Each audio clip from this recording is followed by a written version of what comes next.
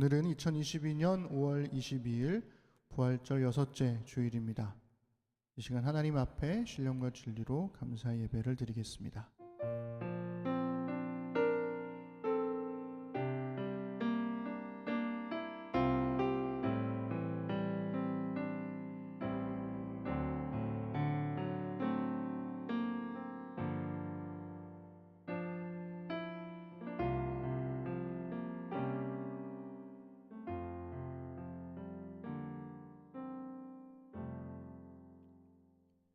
하나님은 우리에게 은혜를 베푸사 복을 주시고 그의 얼굴빛을 우리에게 비추사 주의 도를 땅 위에 주의 구원을 모든 나라에게 알리소서. 하나님이여, 민족들이 주를 찬송하게 하시며 모든 민족들이 주를 찬송하게 하소서. 아멘. 네, 우리 찬양하겠습니다. 우리 아이들과 함께 예배에 참여하고 있는 모든 심는 사람들을 주의 이름으로 축복합니다. 우리 이 시간 기쁨으로 서로의 쉼터가 되어주기를 바라는 마음으로 함께 우리 찬양하겠습니다. 우리 기쁨으로 박수치면서 나의 등을 기대고 편히 쉴 수 있는 내 모든 두려움도 이길 수 있는 주의 귀한 이름, 주의 귀한 사랑, 언제까지나 영원히 찬양하리라. 나를 지켜주시리, 나를 지켜주시리. 그 선한 눈동자. 나 실패하여 낙심했어도 내 마음 부요해. 참 소망 예수,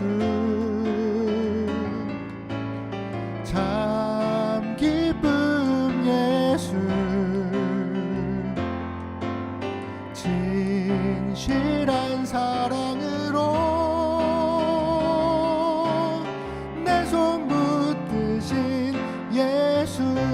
처음부터 나의 등을 기대고 나의 등을 기대고 편히 쉴 수 있는 내 모든 두려움도 이길 수 있는 주의 귀한 이름, 주의 귀한 사랑, 언제까지나 영원히 찬양하리라. 나를 지켜주시리, 그 선한 눈동자. 나 실패하여 낙심했어도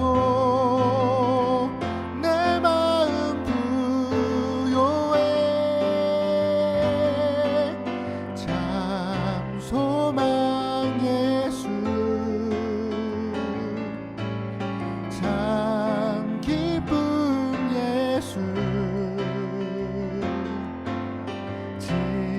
진실한 사랑으로 내 손 붙드신 예수. 우리 한 번 더 나의 등을 기대고 나의 등을 기대고 편히 쉴 수 있는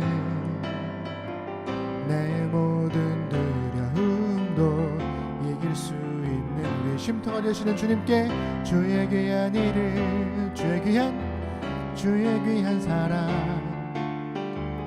언제까지나 영원히 찬양하리라. 우리 고백하십시다. 나를 지켜주시리, 그 선한 눈동자. 나 실패하여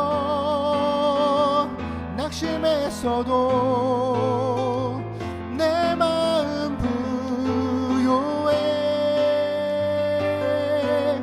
참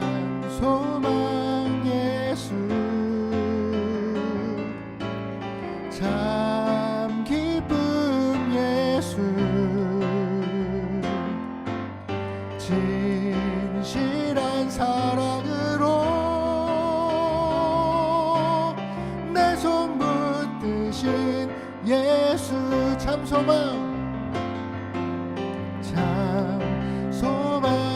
예수 참 기쁨 예수 진실한 사랑으로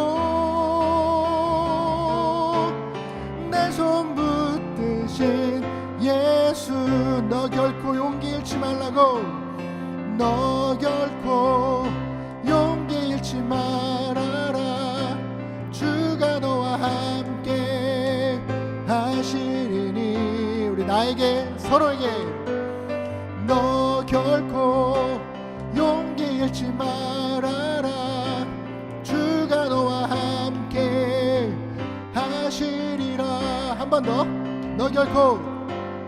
너 결코 용기 잃지 말아라 주가 너와 함께 하시리니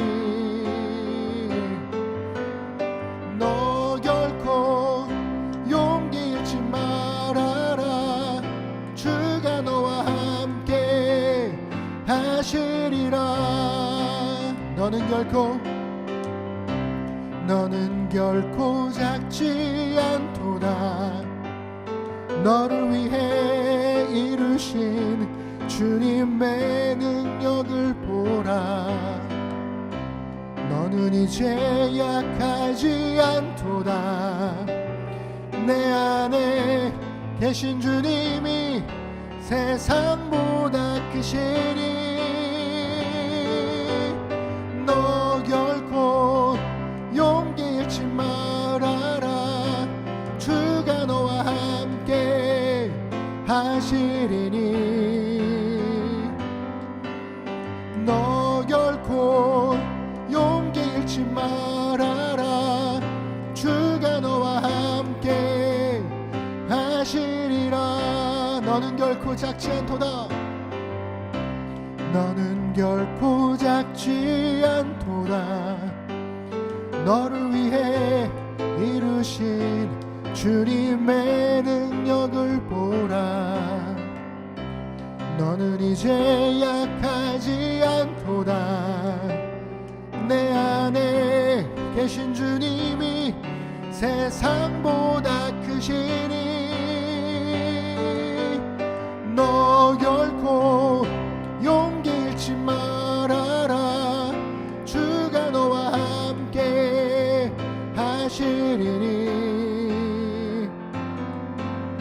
너 결코 용기 잃지 말아라 주가 너와 함께 하시리라 우리 하나님께 영광을 돌리겠습니다 아멘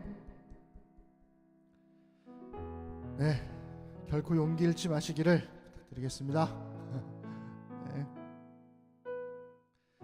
네 우리 기뻐할 수 있음은 이라는 찬양 우리 함께 할 건데요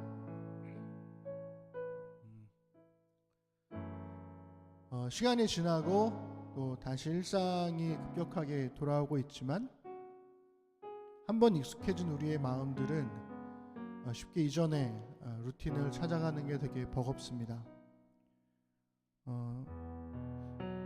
오고 가는 그런 시간들 예배를 드리러 가는 그 시간들에 쏟는 시간과 비용들이 이제는 생각나기 시작을 하고 그렇게까지 하지 않아도 가서 드리나 안 가서 드리나 은혜는 다르지 않을 수 있지 않나 라는 생각이 집에 적여지기도 하고 또 그게 사실이기도 하고요. 점차적으로 우리가 그리스도인 됨을 자발적으로 고백하는 것이 내 스스로가 거기에 가치가 있다고 여겨지지 않는 이상은 누군가의 동료나 권면으로만은 부족한 시대가 되지 않았나라는 생각도 하게 됩니다. 그러나 우리가 예수 그리스도를 믿는 그 믿음 안에서 하나님의 말씀을 향해 정진해 갈 때 그 말씀이 우리의 삶을 이끌고 붙들어가는 그런 경험들이 굉장히 중요하다고 저는 생각을 합니다. 거기서 오는 회복과 거기서 오는 신실함, 그 말씀으로부터 오는 자유함, 예배를 통해서 얻게 되는 은혜들을 경험하게 될 때 더디지만 확실하게 우리 안에 있는 이 믿음의 마음들이 회복될 수 있다고 저는 믿고 싶습니다. 우리가 기뻐할 수 있음은 주의 선하심을 맛보았기 때문입니다. 우리가 자랑할 수 있음은 주의 신실하심을 깨달았기 때문이라고 생각합니다. 그 믿음의 고백이 다시금 우리 안에서 울려 퍼지고 삶으로 드러날 수 있게 되기를 소망해 봅니다. 우리 가사를 생각하면서 함께 찬양하시죠.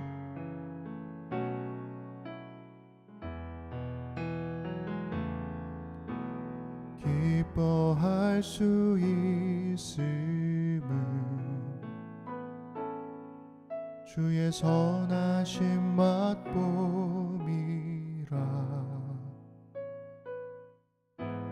그의 건지심 속에 참된 자유함을 보았네. 자랑할 수 있음은 주의 신실하심 깨달아. 그의 사랑을 통해 참된 회복을 경험함이라.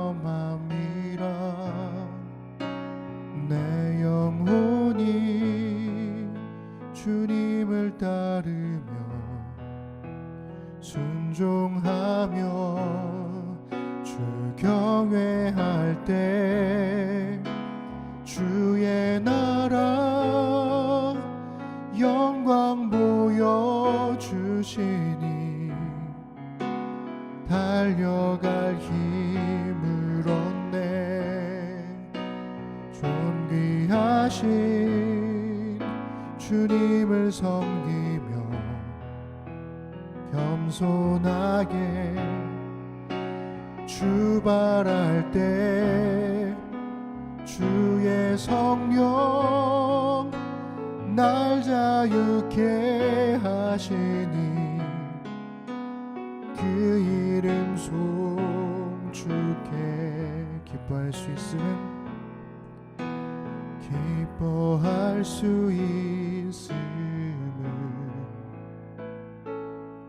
주의 선하심 맛봄이라. 그의 건지심 속에 참된 자유함을 보았네. 자랑할 수 있음은 그의 신실하심 깨달아. 그의 사랑을 통해 참된 회복을 경험함이라. 내 영혼이 주님을 따르며 순종하며 주 경외할 때 주의 나라 영광 보여주시니 달려갈 힘을 얻네. 존귀하신 주님을 섬기며 겸손하게 주발할 때 주의 성령 날 자유케 하시니 그 이름 송축해.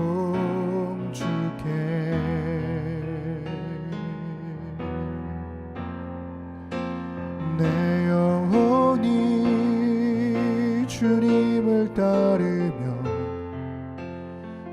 순종하며 출발할 때 주의 나라 영광 보여주시니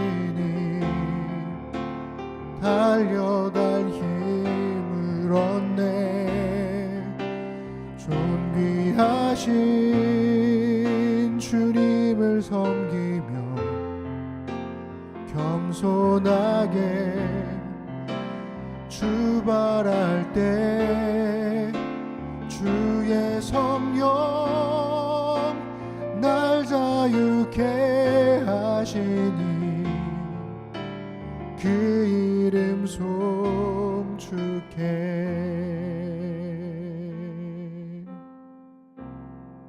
둘러봐도 보이지 않고 막혀버린 삶의 현실들 가슴 속에 시린 눈물과 두려움에 지쳐버린 내 삶 아픔 속에 서 있는 내게 안타까워 손 내미시네. 눈을 드니 주님 계시네. 나를 안고 그의 길로 날 인도하시네.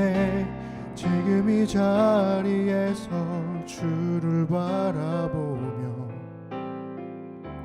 지금 이 자리에서 주가 영광 받으시도록 주께 순복하리라. 주께 나아가리라.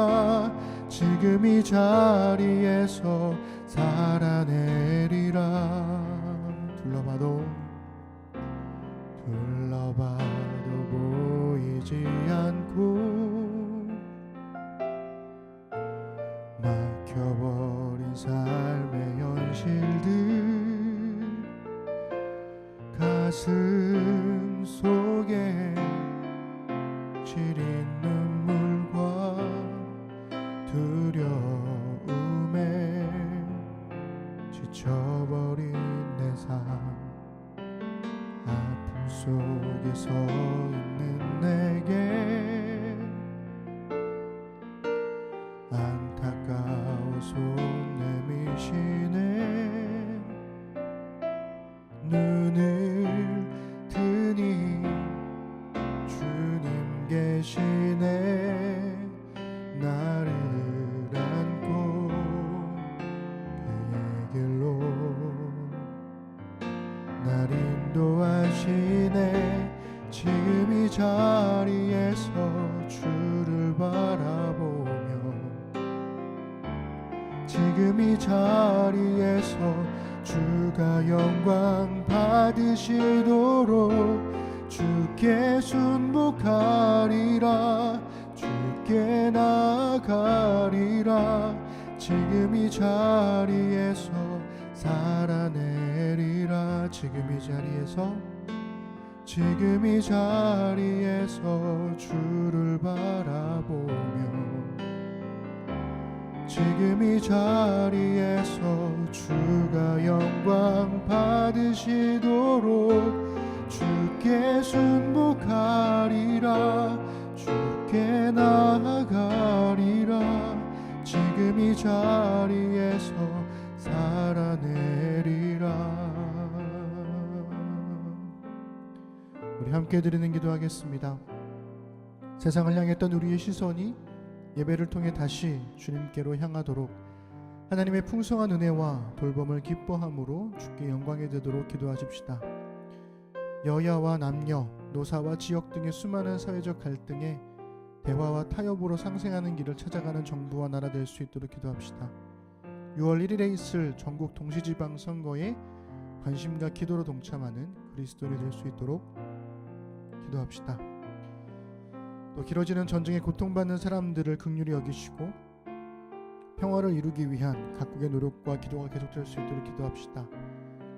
오늘 특별히 우리 심는 청년들을 위해서 기도해 주시고 또 심는 아이들, 또 산이, 설아, 가온이, 가을이, 설연이, 이한이, 다온이, 여름이, 채이에게 믿음의 유산을 전하는 심는 사람들이 될 수 있도록, 또 다음 주에 있을 소그룹 예배를 위해서 우리 기도 제목들을 보며 함께 마음을 모아 소리내어 기도하시겠습니다.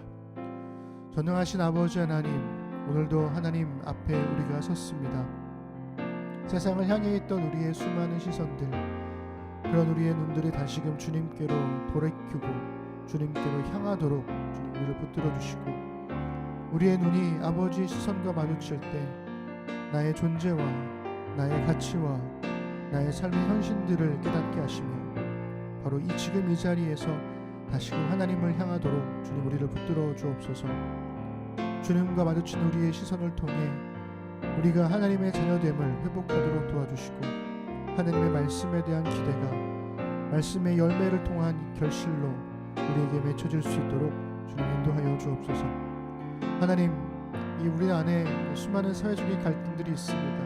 여전히 대립하고 있는 이 갈등들 사이에서 누가 옳고 그름을 넘어서 함께 상생하기 위해서 서로 양보하고 대화하고 타협하는 지혜가 우리 안에 있도록 도와주옵소서. 다 마음에 들진 않지만 그런 양보함을 통해서 기꺼이 내가 한 걸음 내어주고 내 한 켠을 내어줄 수 있는, 내 곁을 내어줄 수 있는 그런 나라 될 수 있도록 주님 도와주옵소서. 선거 또한 그러한 과정이라고 생각합니다. 모든 것이 다 마음에 쏙 들 수는 없지만, 그러나 기꺼이 다른 사람들을 위해서 이것을 양보하고 저것을 취할 수 있는 그러한 지혜를 우리에게 허락해 주시고, 함께 더불어 살아가기 위한 지혜를 모으게 하셔서 이번 선거를 통해서도 국민들을 위해서, 그리고 각 지역에 있는 시민들을 위해서 애쓰고 수고할 수 있는 그런 하나님 일꾼들을 세워가는 일에 하나님 우리가 관심을 갖고 기도하고 동참함으로 하나님 함께하여 주옵소서. 전쟁이 끝나지 않았고 여전히 수많은 사람들의 눈물과 아픔이 우리의 곁에 있습니다. 혹자는 우리나라 안에서 전쟁이 없는 이렇게 오랜 평화가 유일할 거라고 얘기하는 것도 들었습니다. 우리 안에 전쟁이 없다고 하여 세상에 슬픔과 아픔이 없는 것이 아니며, 우리에게 전쟁이 아픔이 없을 때 다른 이들의 눈물을 닦아줄 수 있는 그런 나라가 될 수 있도록 도와주시고, 그것을 위해서 함께 기도하며 마음을 쏟는 우리가 되도록 인도하여 주옵소서. 하나님, 우리 안에 우리 청년들이 있습니다. 은빛이, 승현이, 준이, 영주, 가연이, 소연이, 진영이 한 명 한 명 아버지의 마음으로 붙들어 주시고 각자의 삶을 통해 하나님께 영광이 되는 삶 살아갈 수 있도록 주님 베푸시는 은혜를 경험하며 나아갈 수 있도록, 저들의 청년의 때에 하나님을 더욱더 깊이 알아가는 과정을 삼을 수 있도록 하나님 인도하여 주옵소서. 하나님, 우리 9명의 아이들이 있습니다. 우리 아이들에게 믿음의 유산을 전하는 것, 정말 자연스럽게 우리 아이들에게 내가 믿는 예수님에 대한 믿음이 전해지기를 소망하지만, 하나님 그것을 다른 누군가에게 떠넘기지 않도록 도와주시고, 나의 삶을 통해, 내가 나누는 사랑을 통해, 내가 베푸는 모든 일상의 삶들을 통해서 우리 아이들에게 고스란히 그 마음이 전해질 수 있도록 인도하여 주옵소서.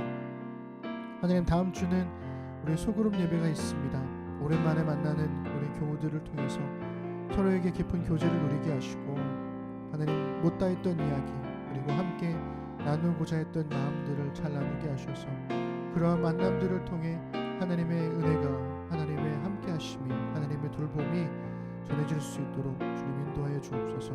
각 소그룹들마다 마음을 모아 잘 준비하게 하시고 그 일을 위해서 함께 써갈 수 있도록 인도하여 주옵소서. 오늘도 주 앞에 우리 예배를 드립니다. 우리 예배를 받아 주옵소서. 주님께서 가르쳐 주신 기도를 함께 하겠습니다.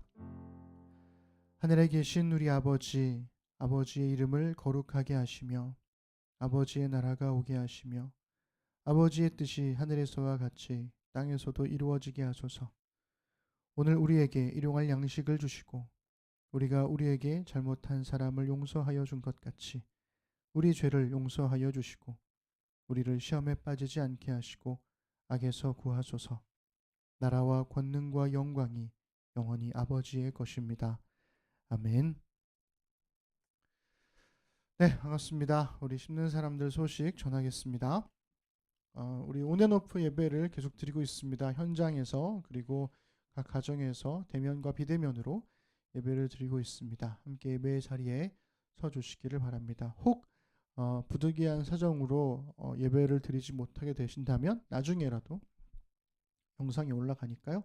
꼭 함께 봐주시면 좋겠고, 그 주일날 저녁까지는 편집 안 된 영상이 올라가기 때문에 앞에 예배 시간 전에 연습했던 그 시간들도 같이 올라가거든요. 그러니까 빠르게 넘기셔서 예배 시작하는 부분부터 보시면 되고요. 월요일 날부터는 제가 편집한 영상을 다시 올려드리니까요. 혹 예배를 못 들으시는 분들은 뒤늦게라도 예배를 꼭 드려주시면 좋겠습니다.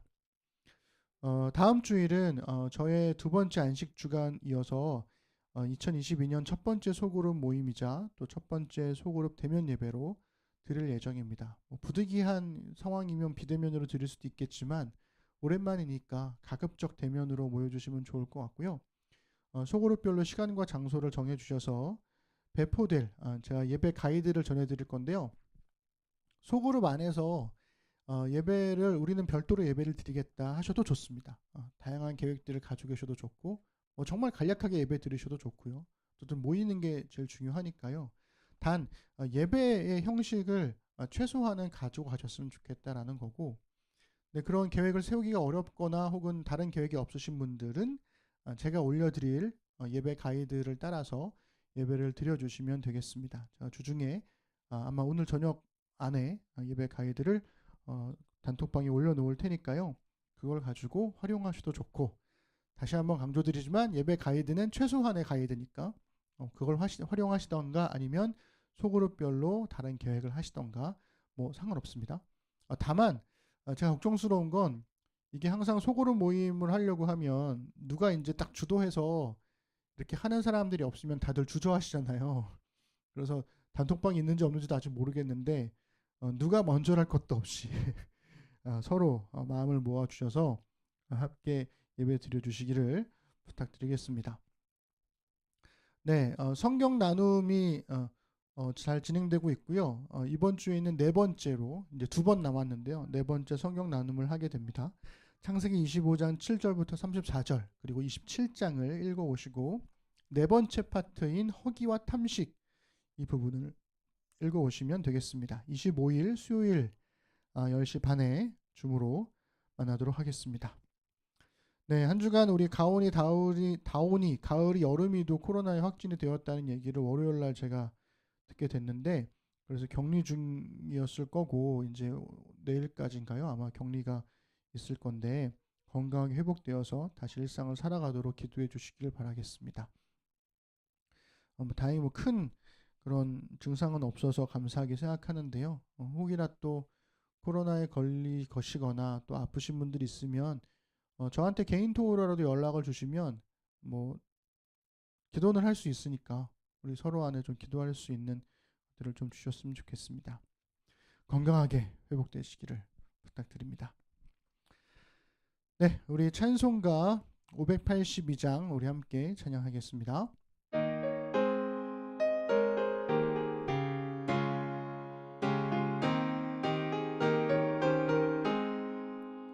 어두운 밤 마음에 잠겨 역사의 어둠 짙었을 때에 계명성 동쪽에 밝아 이 나라 여명이 왔다. 고요한 아침의 나라 빛 속에 새롭다. 이 빛 삶 속에 얽혀 이 땅에 생명탐 놓아간다. 옥토의 뿌리는 깊어 하늘로 줄기 가지 솟을 때 가지 이벅만을 헤어 그 열매 만민이 산다. 고요한 아침의 나라 일꾼을 부른다. 나는 씨앗이 되어 역사에 생명을 이어가리. 맑은 샘 줄기 용솟아 거칠은 땅에 흘러 적실 때 기름진 푸른 벌판이 눈앞에 활짝 트인다.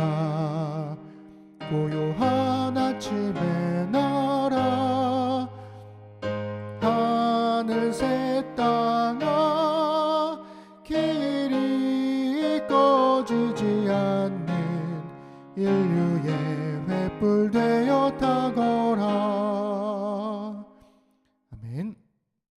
오늘 주시는 하나님 말씀은 출애굽기 20장 17절입니다.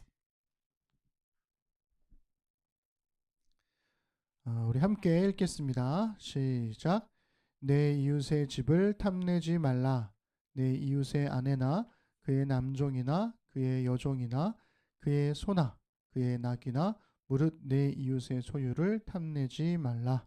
아멘. 네, 오늘은 숲속 작은 집에서 라는 제목으로 10계명 9번째 설교를 나누겠습니다. 반갑습니다. 우리 심는 사람들 반갑습니다. 우리 설아 안녕. 설아 안녕. 우리 선인이도 안녕. 네, 우리 종선이 유리 반갑습니다. 네, 우리 찰스도 반갑습니다. 모두 반갑습니다. 우리 앵글 속에 계신 우리 심는 사람들 반갑습니다. 네. 네. 숲속 작은 집 창가에라는 동요 혹시 아시나요?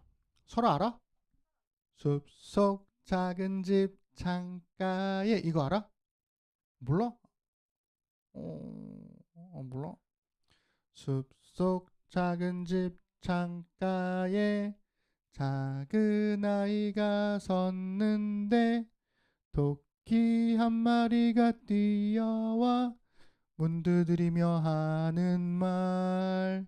나 좀 살려주세요. 나 좀 살려주세요. 날 살려주지 않으면 포수가 총으로 빵 쏜대요. 작은 토끼야 들어와 편히 쉬어라. 이런 동요가 있습니다. 이 동요는 누가 만든 곡인지를 알 수가 없는 작자 미상의 곡이죠. 근데 이 동요가 되게 신기한 게 짧은 동요인데 이게 마치 한 편의 동화를 읽은 것 같은 그런 장면들이 쭉 그려져요.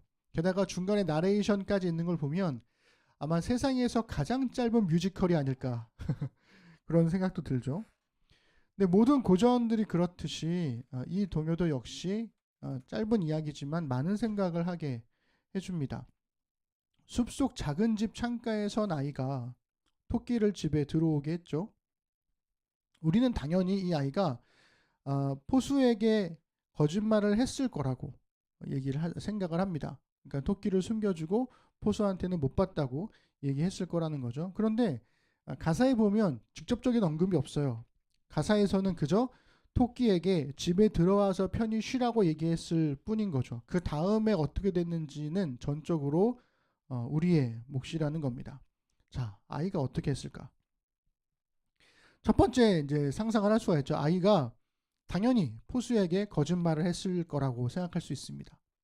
토끼를 본 적이 없다고, 토끼가 다른 곳으로 도망치는 걸 봤다고 얘기했을 수 있죠. 이 경우에 이 아이가 포수에게 거짓말을 한 이유가 뭘까요? 그것은 토끼를 살리기 위해서 포수에게 거짓말을 한 거죠. 두 번째 상상은요. 아이가 토끼에게 거짓말을 했을 수도 있습니다. 그러니까 토끼를 집 안으로 들이고 작은 토끼야 들어와 편히 쉬어라 해놓고 포수에게 포수님 여기 토끼가 있어요. 여기 잡아가세요. 이렇게 했을 수 있죠. 자, 이 경우에 이 아이가 토끼에게 거짓말을 한 이유는 포수를 돕기 위해서가 되겠죠. 그러니까 어떤 경우든지 간에 이 아이가 토끼를 집 안으로 들여보낸 이상 이 아이는 거짓말을 할 수밖에 없는 상황이 되는 거죠. 그리고 어떤 경우든 이 아이의 거짓말은 정당화될 수 있습니다. 그러니까 포수에게 거짓말을 한 거는 생명을 살리기 위해서가 되는 거고, 토끼에게 거짓말을 한 것은 그 포수, 사람을 돕기 위해서라는 거죠. 독일에 나온 20세기의 위대한 철학자인 임마누엘 칸트가 선한 행위는 그 행위의 결과와 무관하기 때문에 결과와 상관없이 선을 행해야 한다고 주장했습니다. 이 주장에 따르면 숲속 작은 집의 아이는 거짓말을 해서는 안 되는 거죠. 거짓말을 해서는 안 되는 겁니다. 왜냐하면 그 칸트의 이야기를 생각해 보면 토끼가 집안에 없다고 거짓말을 해도 포수가 토끼를 찾아내서 잡아갈 수 있잖아요. 그죠? 그리고 있다라고 이야기를 해도 토끼가 이미 달아나서 안 잡힐 수도 있는 거죠. 그러니까 진실을 말하면 토끼에게 해롭고 거짓말을 말하면 토끼에게 반드시 이롭다라고 하는 이 인과관계가 사실은 아무런 근거가 없는 이야기이기 때문에 이 근거 없는 인과관계를 우리가 그냥 가정을 해서 도덕을 어기면 안 된다라는 게 칸트의 주장이에요. 그러니까 칸트는 옳은 도덕이면 명령이면 무조건 지켜야 한다. 그래서 뭐 정엄 명령, 뭐 가엄 명령 이런 얘기 하잖아요. 그런 얘기를 하는 거죠. 그러니까 생명을 살리기 위해서 혹은 누군가를 돕기 위해서 거짓말을 한다면 숭고하지는 않지만 현명한 일이 될 수는 있다라는 겁니다. 네. 제가 지금 계속 머릿속으로 헷갈리는 게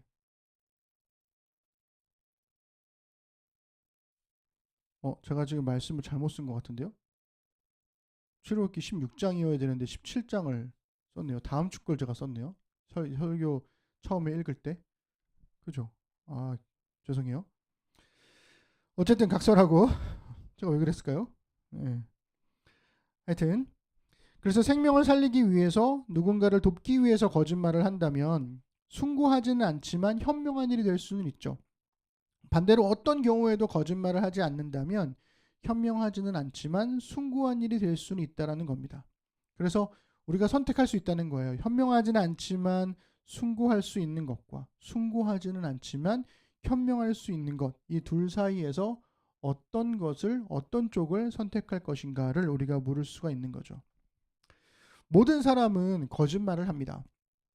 게다가 혹자는 인간의 지능 발달이 거짓말을 지어내는 능력 때문에 발달했다. 혹은 거짓말을 거짓말이라고 밝힐 수 있는 거기에 머리를 쓰느라고 지능이 발달했다라고까지 이야기를 합니다. 그러니까 모든 사람은 거짓말로부터 자유로울 수 없다는 게 현실 아닐까요? 그러니까 여기서부터 우리가 내 이웃에 대해서 거짓 증거하지 말라고 하는 이 10계명의 9번째 계명에 대한 고민이 시작되는 거죠. 네. 그러니까 제가 지금 그 처음 설교 시작하기 전에 10번째 계명을 제가 읽어드렸는데 오늘 9번째 거짓말하지 이웃에 대해서 거짓 증거하지 말라는 게 설교인 거죠. 제가 왜 그랬을까요? 자꾸 머릿속에 도네요. 그래서 9번째 계명이 우리에게 기대하는 것이 무엇인가를 우리가 좀 생각해 볼 필요가 있습니다.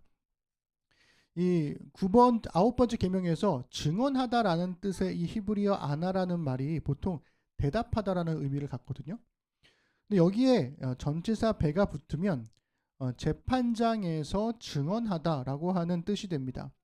그러니까 10계명의 9번째 계명은 증인이 재판관 앞에서 증언을 할 때 거짓 증언하지 말라는 게 되는 거죠.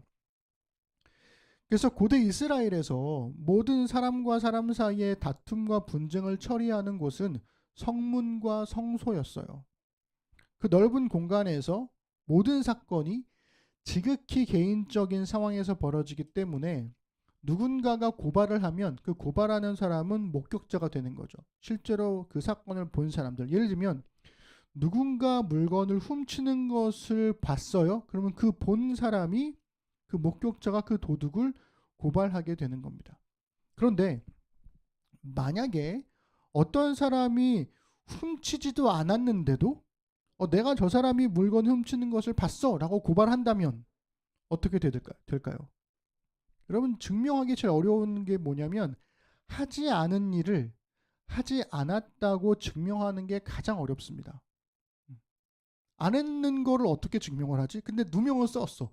이거를 증명하는 게 너무 힘들거든요. 그러니까 당연히 판결은 더 힘을 가졌거나 더 설득력 있게 거짓말을 하는 사람에게 유리해지는 거죠.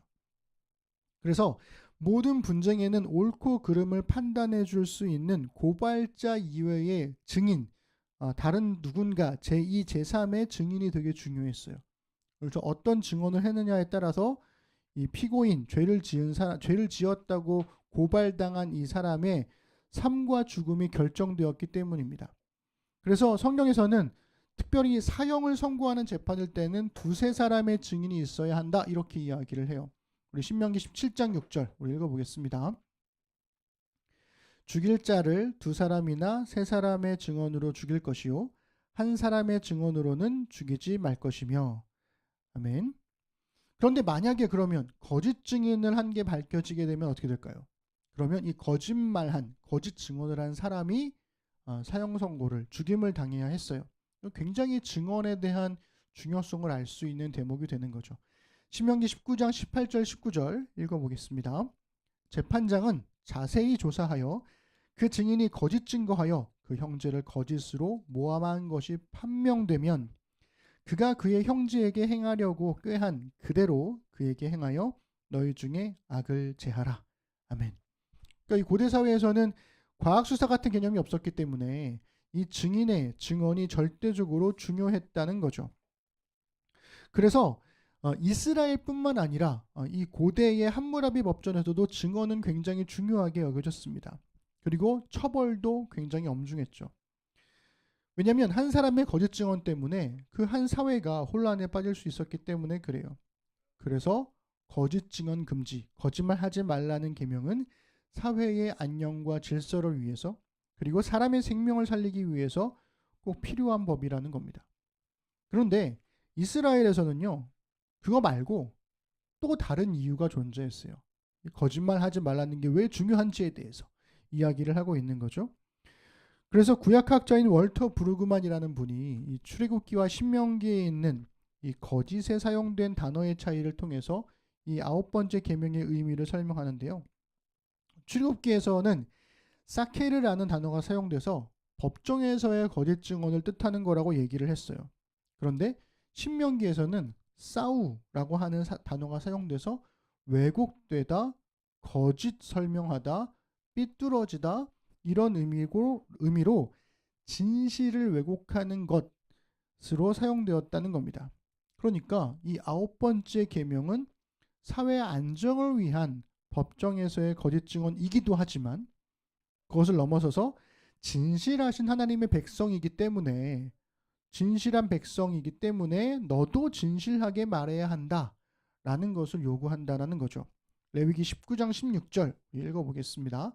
시작. 너는 네 백성 중에 돌아다니며 사람을 비방하지 말며 네 이웃의 피를 흘려 이익을 도모하지 말라.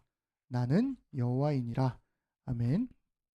시편에서는요, 하나님과 거짓은 함께 있을 수 없고 당연히 거짓말하는 사람도 하나님께 함께할 수 없다라고 단언합니다.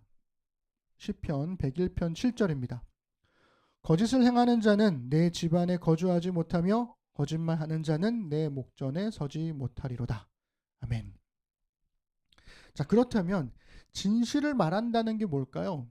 첫 번째는요, 거짓 증언을 하지 말라는 의미에서의 진실은 있는 그대로의 사실을 말하는 거예요.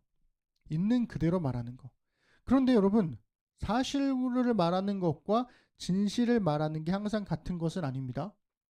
우리 종종 그런 얘기 하잖아요. 여자친구나 아내가 오빠 나 살찐 거 같지? 이렇게 물어봤을 때 어떻게 대답해야 돼요? 주저함 없이 아니야 너무 예뻐 라고 대답해야 된다고 그러잖아요. 사실을 말하는 거는 살쪘어요 라고 말해야 되는데, 그렇게 말하면 그건 진실이 아닌 거예요. 왜? 내 눈에는 이뻐 보일 수 있잖아요. 내 눈에 이뻐 보이는 게 진실이잖아요. 그러니까 사실을 말하는 것과 진실을 말하는 것은 같은 것만은 아닙니다. 두 번째 의미가 있어요. 그래서 진실을 알고도 말하지 않음으로써 누군가가 해를 당하게 될 수도 있기 때문에 침묵을 넘어서 침묵의 거짓말을 넘어서 진실을 말하는 것도 여기에 포함됩니다.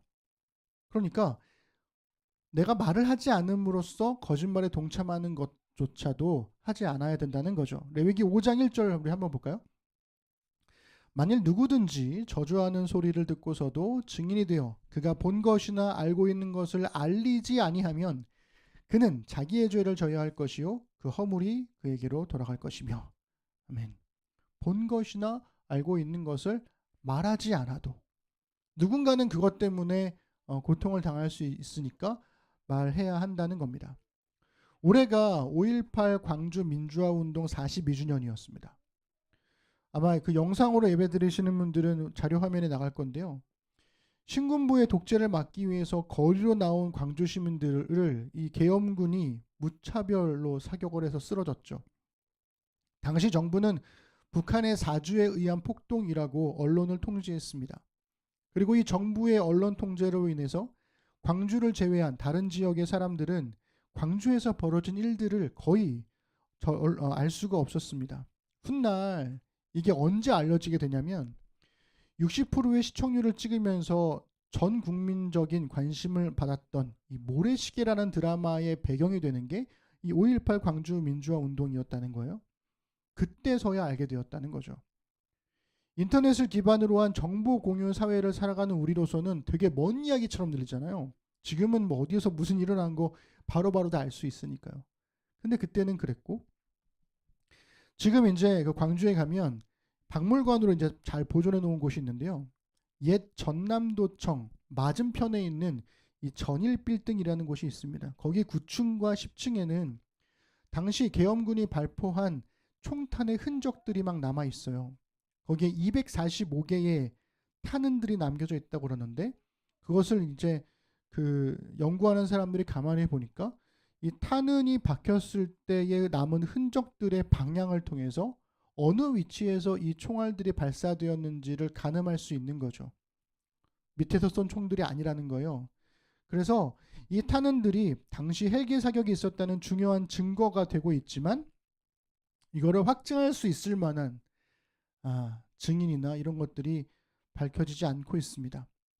그래서 당시 최고 군 통수권자였던 이 전두환 씨는 끝까지 진실을 은폐한 채 죽었고, 진실을 알고 있던 그날의 사람들도 침묵이 지금까지 이어지고 있죠. 그래서 오래전에 한 대통령은 이 5.18 사건에 대해서 두 가지의 판결이 있었다는 이야기까지 하고 있습니다.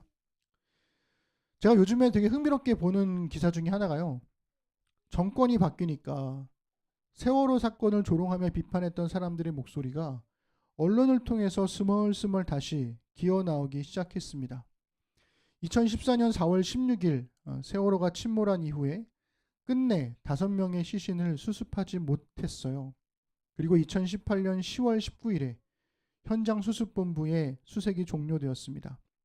이 침몰한 세월호를 인양하는 일이 3년 내내 미뤄지다가 정권이 바뀌자마자 제가 그때 되게 황당했던 게 뭐였냐면, 이렇게 쉽게 인양될 수 있는 일이었나 라고 생각할 정도로 굉장히 빠르게 2017년 4월 11일에 육지로 올라왔습니다. 사실은 훨씬 빨리 인양할 수 있었다는 거죠. 또 한 번 정권이 바뀌게 되었는데요. 지금까지도 세월호의 진실은 여전히 오리무중입니다. 5.18 광주 민주화 운동, 세월호 사건, 침묵으로 진실을 감추는 일은 우리 역사에 이거 두 개 말고도 비일비재하게 많잖아요. 힘을 가진 사람들은요, 언제나 침묵을 강요하면서 자신들의 권력을 강화해 왔기 때문에 그렇습니다. 그래서 힘을 가진 이들의 침묵이 힘 없는 이들의 고함 소리보다 언제나 크게 들렸다는 거예요. 안 들리는데 너무 커. 우리는 고래고래 외치는데도 안 들리는데. 그래서 이 진실을 말한다는 것은, 침묵을 깨고 진실을 말한다는 것은 굉장한 용기와 인내가 필요한 일이다라는 생각이 들어요. 마지막 세 번째는요, 진실을 말한다는 건 이런 겁니다. 이웃에게 해를 끼치지 않고 모든 사람에게 유익을 주는 평화적인 말을 하는 것, 이것이 진실을 말하는 거죠. 종교개혁자 루터가 이렇게 얘기했었습니다. 한번 읽어볼까요? 아무에게도 해를 끼치지 않고 모든 사람에게 유익을 주는 평화적이고 건전한 혀가 하는 말이 진리이며 순수한 것이다. 거기에는 이웃의 명예, 권리, 소유, 그리고 행복에 대해 침묵할 것과 말할 것에 관한 모든 것이 들어있다. 이렇게 이야기했습니다. 앞서 말씀드린 대로 사실과 진실이 다르죠. 사실이 항상 옳은 것은 아닙니다. 왜냐하면 그 사실의 주위에는 다양한 관계와 이유들이 얽혀 있기 때문에 그래요. 그래서 사실을 말하는 것보다 중요한 게 진실을 말하는 겁니다. 어떤 면에서는 사실을 말하는 행위는 그냥 툭 던져버리고 나는 사실 말했으니까 이제 끝 하고 더 이상 관여하지 않겠다라고 하는 무책임을 보여주는 것이기도 하죠. 그러나 진실을 말하는 행위는 내가 그 사실과 관계된 여러 이유들까지도 책임을 지겠다. 그리고 그 사람들을 지키겠다라고 하는 의지까지도 담겨 있는 겁니다. 당연히 사실을 말하는 것보다 진실을 말하는 게 훨씬 어렵죠. 말씀을 정리해 보겠습니다. 지난 5월 6일 날 제58회 백상예술대상에서 여러분 넷플릭스 드라마 DP 보셨나요? 거기에서 이 조연철 배우가 남자 조연상을 받으며 했던 수상 소감이 화제가 된 적이 있었습니다. 그가 이 수상 현장에서 양해를 구하면서 투병 중인 아버지에게 소감을 전했어요. 조금 길지만 제가 그 소감을 다시 한번 읽어 드릴게요. 아빠가 눈을 조금만 돌리면 마당 창밖으로 빨간 꽃이 보이잖아. 그거 할머니야. 할머니가 거기 있으니까 아빠가 무서워하지 않았으면 좋겠고, 죽음이라는 게 나는 그렇게 생각해. 그냥 단순히 존재 양식의 변화인 거잖아.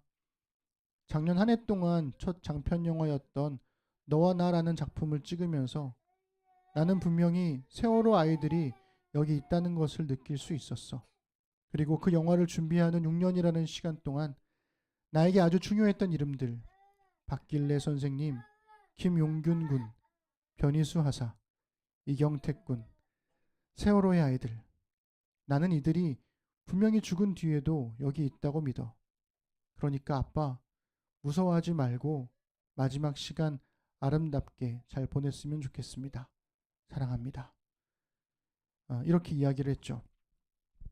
이 수상소감을 들으면서 많은 사람들이 낯선 이름들에 당황하셨을 수도 있겠습니다. 저도 박길래 선생님이란 분을 몰랐거든요. 이분이요, 1980년대에 상봉동 진폐증 사건 피해자로 우리나라 최초로 공해병이라는 판정을 받으신 분입니다. 이분이 공해병 판정을 받기까지 이 조연철 배우의 아버지인 이 조중래 명지대 명예교수님이, 그리고 큰아버지인 고 조영래 변호사가 이 투쟁에 함께 했었다고 해요. 그 다음 나오는 김용균 군은 사측의 안전규정 미준수로 인해서 태안화력발전소의 컨베이어 벨트에 끼어 숨졌던 분으로 우리가 기억할 수 있죠. 변희수 하사는 성전환 수술을 이유로 강제 전역 처분을 받은 후에 결국 세상을 떠나신 분이고요. 이경택 군은 학교폭력과 은폐의 피해자이자 이 조연철 배우의 고등학교 후배라고 합니다. 그러니까 조연철 배우는 생각해보면 이들의 억울함을 호소하는 그 현장에 참여하지는 않았거든요. 그잖아요. 배우는 그저 연기를 했을 뿐입니다. 그런데 조연철 배우에게 이 숲속 작은 집과 같은 이 연기자의 현장에서 진실을 말할 기회가 왔을 때 그는 진실을 말했다라는 거죠.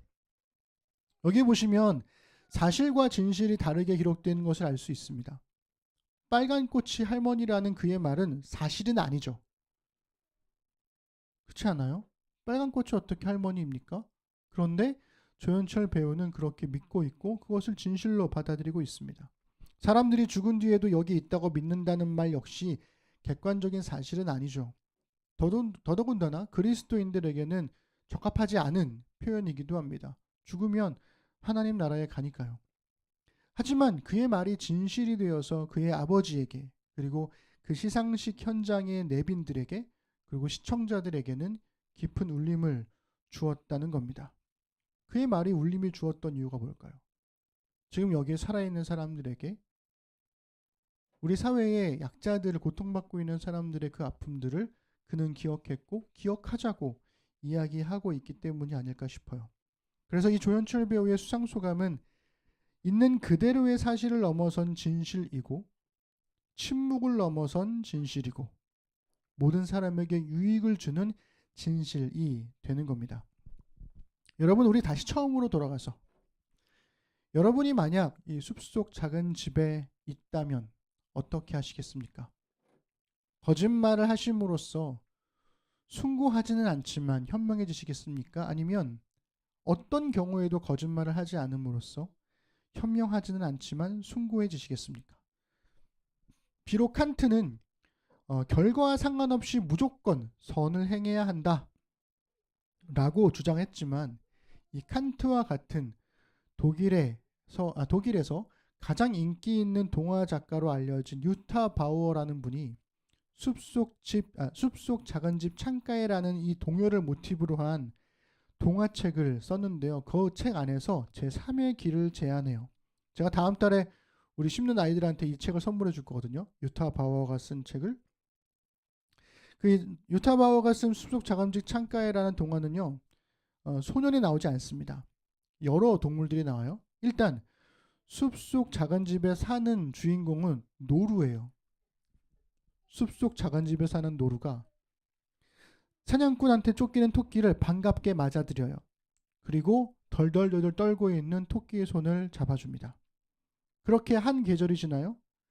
이번에는 사냥꾼에 쫓기는 여우가 찾아와요. 그러니까 이 여우가 노루의 집의 문을 막 두드리면서 살려달라고 하죠. 노루는 이번에는 여우를 반갑게 맞아들입니다. 그런데 여우가 집에 들어오니까 누가 겁을 내요?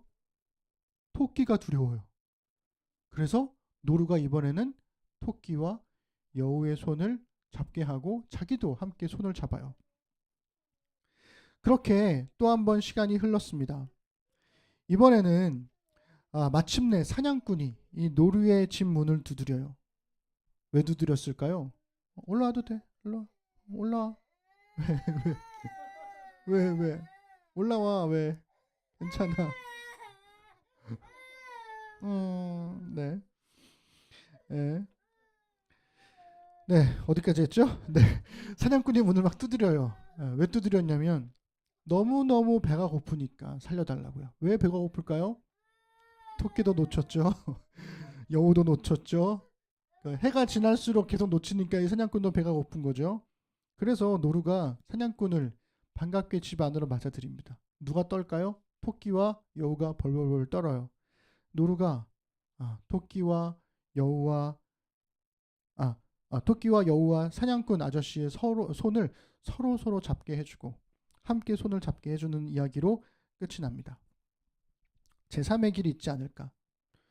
살아남기 위해 도망치는 토끼도 먹고 살기 위해서 추격하는 사냥꾼도 각각 나름의 속사정이 있다는 것을 이해하려고 한다면 쫓기는 토끼를 살려주고 동시에 배고픈 사냥꾼에게는 다른 음식을 나누어 줌으로써 함께 살아갈 수 있는 진실을 발견할 수 있지 않을까라는 것이 유타 바우어의 동화에서 나오는 또 다른 길이 아닐까 싶은 거죠.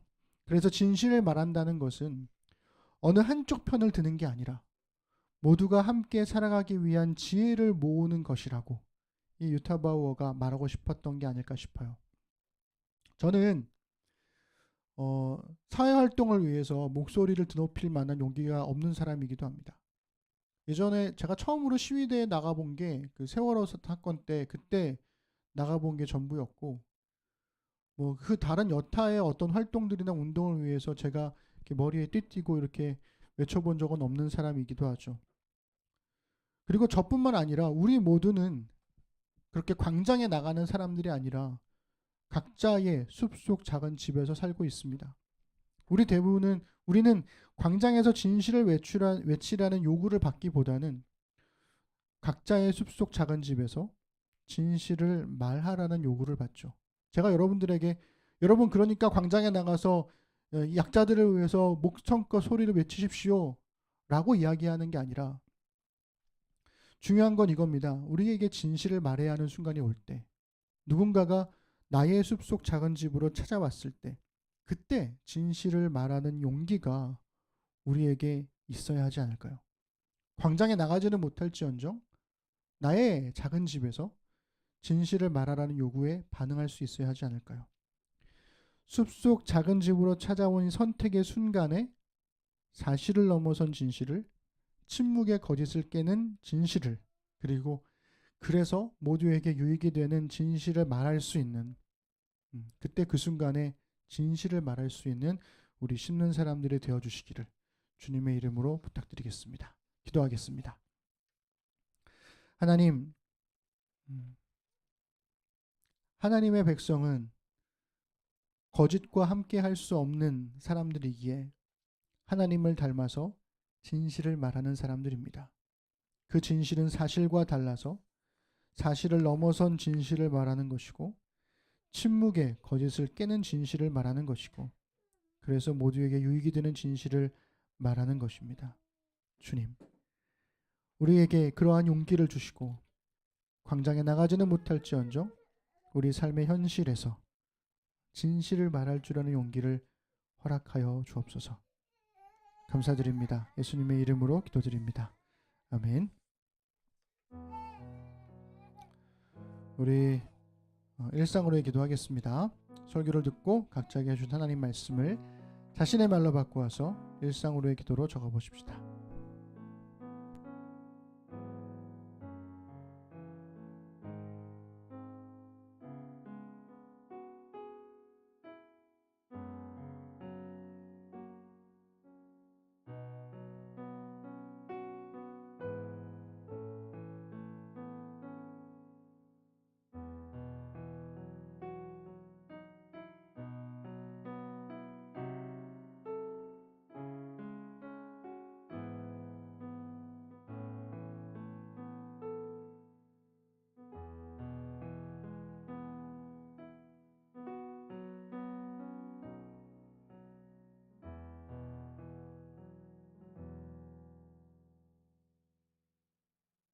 우리 경건 찬양하시면서 하나님께 준비된 예물과 우리 신앙을 고백하겠습니다.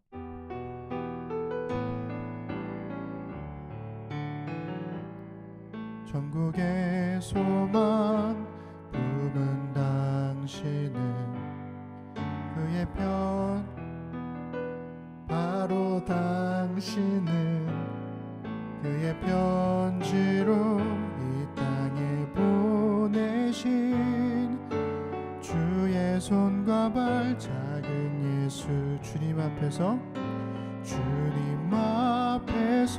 흠없는 경건은 어려운 이웃을 위해 삶 나누는 것 주 이름으로 사랑을 전할 때 아름다운 주의 나라 이루어지네.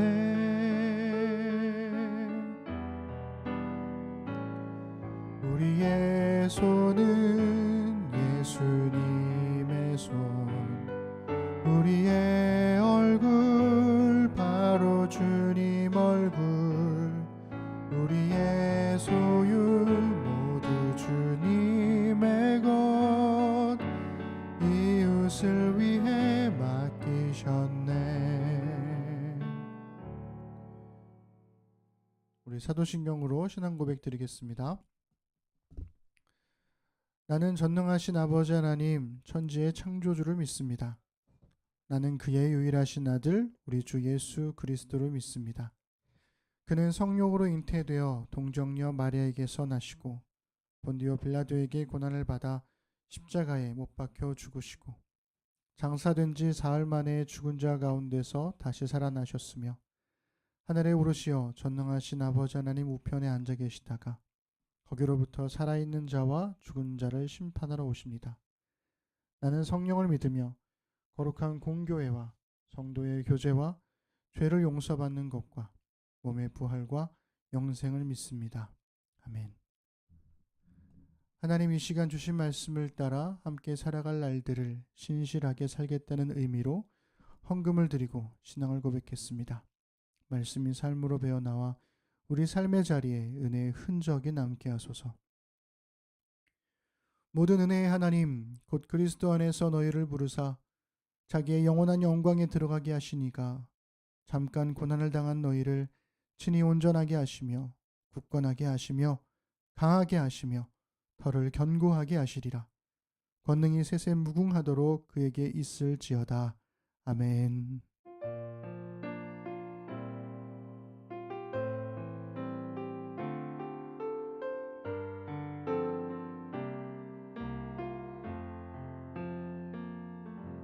우리 예배를 받으신 하나님께 우리 감사 박수 드리겠습니다.